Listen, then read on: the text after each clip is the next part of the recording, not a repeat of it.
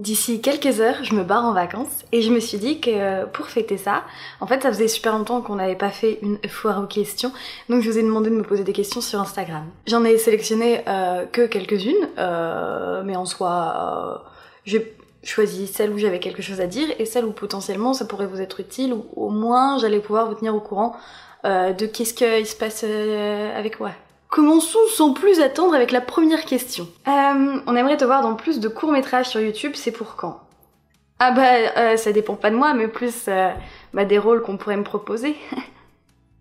Je suis encore disponible, je ne suis pas encore à temps plein. Ceci étant dit, je sais qu'il y a 2 courts-métrages dans lesquels j'ai joué, l'un d'horreur, l'autre humoristico d'anticipation, qui sont en post-production. Donc je vous tiens au courant dès que ça sort, évidemment. Une anecdote drôle au collège. J'ai montré marée pendant un exercice d'expression corporelle de mon cours de théâtre. J'étais tellement trauma à l'époque que j'en ai arrêté le théâtre pour l'année et que j'ai aussi arrêté les pantalons trop taille basse pour quelques semaines. Le sens des priorités, tout ça. Qui aurait cru que quelques années plus tard, marée serait le sujet de mon plus gros succès youtubesque? La vie est pleine de surprises. D'une certaine façon, même si on la voit pas, marée fait 2 millions de vues, hein. Écoutez. Tu ne fais plus de vidéos. Bah si, regarde! Non, en vrai, j'avoue, je fais beaucoup moins de vidéos qu'avant. En tout cas, cette année, j'ai fait beaucoup moins de vidéos. C'est un truc que j'ai vaguement expliqué dans une autre vidéo, mais partiellement. Mais allez où mes ovaires sur la table, n'est-ce pas? C'est pas que j'aime plus ça, c'est juste que... comment dire... En fait, sans rentrer dans des détails qui ne serviront à rien d'autre qu'à me donner l'impression de me mettre à poil, disons que j'ai toujours été de nature... traqueuse et stressée. Mais il y a 1 an et demi environ, ça a commencé à prendre de plus en plus de place. Et pendant quelques mois, ça a pris vraiment de plus en plus de place. Et plus ça allait, plus j'étais stressée et plus le stress me brouillait le cerveau. J'avais l'impression de plus avoir d'idées, que quand j'en avais, elles étaient nulles à chier.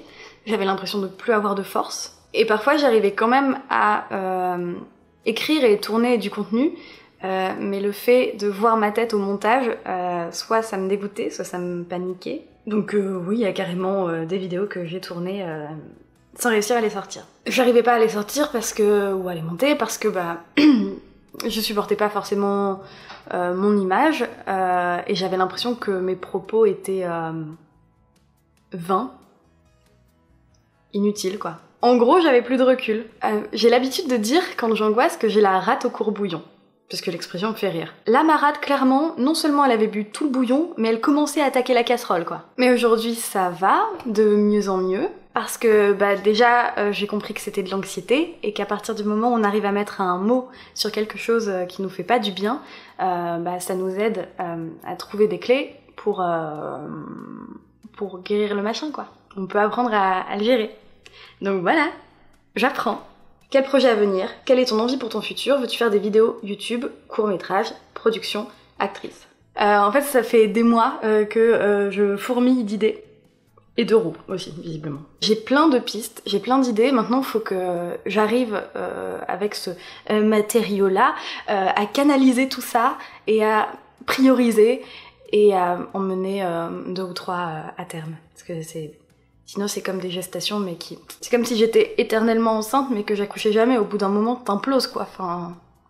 je pense. Donc déjà, en premier, depuis quelques mois, je bosse sur une idée, je creuse une idée. En gros, je voudrais mettre à profit ce que j'ai appris en 4 ans sur les questions de community management, de social media management et des métiers de l'influence, pour aider petit 1 des marques à développer, voire créer leur communauté, et 2 des influenceurs et influenceuses à créer du contenu, à vérifier du contenu, genre pour potentiellement s'éviter des bad buzz par exemple.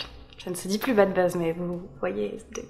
je parle. Ou à choisir leur partenariat, ce genre de choses. En gros, ça a un nom, ça s'appelle être consultante en communication et en image. Oui, Guy. Mais oui, chaton, avec ça on peut payer des croquettes. Et je dis ça, mais sans condescendance ou ce genre de choses.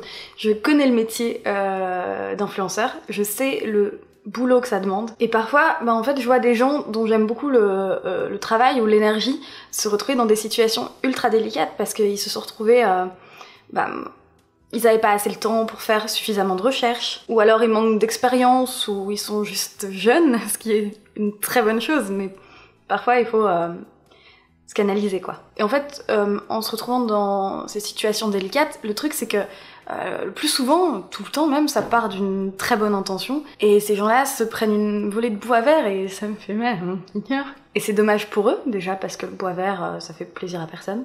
Et puis c'est dommage pour leurs abonnés aussi. Donc entre mon expérience, toutes les idées que j'ai, mais que j'ai pas envie de faire pour moi, ou que j'ai pas les moyens de faire pour moi, c'est très souvent le cas, plus le regard extérieur que j'amènerai, et puis accessoirement, bon bah j'ai la pensée en arborescence, donc comment vous dire que le recul je le prends fastoche. Je me dis que là-dedans j'aurais mon utilité, un peu comme une femme de l'ombre intrigante ou un Gemini Cricket quoi. En fait ce serait bien parce que ça me ferait plaisir qu'un de mes métiers combine tout ce que j'ai appris dans tous les métiers que j'ai fait depuis le début de ma vie pro. Donc je vais profiter des vacances pour peaufiner tout ça, et à la rentrée je vais contacter des gens et des marques, et bah j'ai hâte.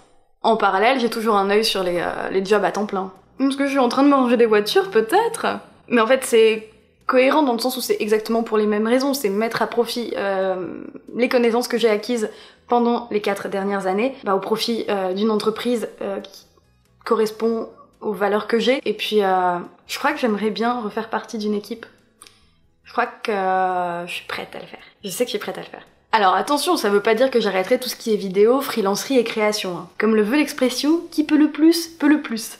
Fait-il l'expression, elle dit pas exactement l'inverse, SVP. Pour le reste, j'ai écrit une série, j'ai cru qu'elle allait se faire, et puis après j'ai plus de nouvelles. C'est pas grave, ça arrive. J'ai commencé à en écrire une autre, et maintenant j'hésite entre les deux pour faire ma première demande d'aide au CNC. Projet 2, c'est ça. J'ai écrit un roman, donc projet 3, j'imagine que ça va être de l'envoyer et d'essayer de faire en sorte que ce soit publié. Croisez les doigts. Je me suis aussi mise à écrire un recueil de nouvelles, parce que j'aime bien ça. Et écrire, et les nouvelles, j'aime bien ça. Je pratique le féminisme aussi. Le truc des nouvelles, c'est est-ce que le projet, ce serait de les enregistrer pour en faire des fictions audio, ou d'essayer de les faire publier, ou juste de les garder pour moi, je sais pas. Je vais réfléchir et voir les opportunités qui se présentent à moi, quoi. Et puis projet 4, continuer à faire des podcasts avec mon associos sur 18h17 Productions. Question suivante, où est-ce qu'on peut te voir ailleurs que sur ta chaîne YouTube? Bah justement, on peut me voir, enfin, on peut pas tellement me voir, mais on peut m'entendre dans les podcasts 18h17 Productions. Lien dans la bio. J'adore dire ça. C'est pas du tout une bio, mais c'est pas grave. Comment fais-tu ton henné? Mal. Je commence par lire la notice, je mélange le produit avec la bonne dose d'eau tiède, avec quelques pchites d'eau de rose, histoire que ça sente moins les épinards, ça marche bof. Après, je regarde les petits dessins sur la notice, mais comme j'ai zéro patience dans tout ce qui est travaux manuels, finalement je décide d'en faire qu'à ma tête. J'en fous partout sur les cheveux, comme il faut, j'oublie éventuellement quelques mèches, comme à chaque fois. J'en fous aussi partout dans ma salle de bain, c'est-à-dire qu'on dirait que quelqu'un a une gastro fulgurante, jusqu'au plafond, à chaque fois. Ensuite je mets du cellophane plein ma tête, j'attends 1h30 environ, puis enfin je me mets dans la douche et je rince jusqu'à ce que l'eau soit claire, ce qui prend environ 8 semaines. Après quoi, je mets un soin masque sur mes cheveux pour retirer les derniers résidus de henné, puis je re-rince. L'eau redevient marron, du coup je chiale parce que j'en ai marre. Au bout d'un moment, l'eau redevient claire, et là je peux sortir de la douche, me sécher, attendre que mes cheveux sèchent, et tada! En 2 temps 3 mouvements, je suis bonne. Enfin, des cheveux seulement. Qui sentent les légumes en conserve qui plus est pendant quelques jours jusqu'au premier lavage. Mais c'est déjà ça, j'imagine. Voilà! Il y a quelques mois, je vous demandais de me poser des questions au courrierdesabonnos@gmail.com. Vous trouverez l'adresse, n'est-ce pas, en description, pour faire des vidéos qui répondent à vos questions à vous. J'avais dit qu'à la fin de chaque vidéo, je tirais au sort un sujet, et que ce serait le sujet de ma prochaine vidéo. Est-ce que c'est le moment du premier tirage au sort? Certainement. Sinon, je vois pas pourquoi je vous le dirais en fait. Ce serait complètement con. Alors, j'ai mis toutes vos questions dans une maison jar. Quel suspense!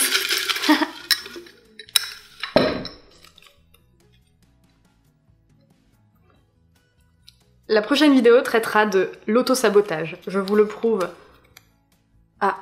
Je ne peux pas le prouver, puisque la mise au point n'est pas faite. Voilà. Écoutez, je vais préparer mon plan pendant mes vacances entre 2 barbecues et 2 plongeons dans la piscine. Ah oui, non, il faut que je remette. Oh là là, faire des vidéos c'est technique hein. Alors je vous dis à très bientôt pour une nouvelle vidéo. Pensez à mettre de la crème solaire. Perso, moi je suis tellement rousse que même avec de l'indice 50, je prends des coups de soleil et à la fin, je vais revenir de vacances. Prochaine vidéo, je vous l'annonce, je vais ressembler à Kirby avec une perruque.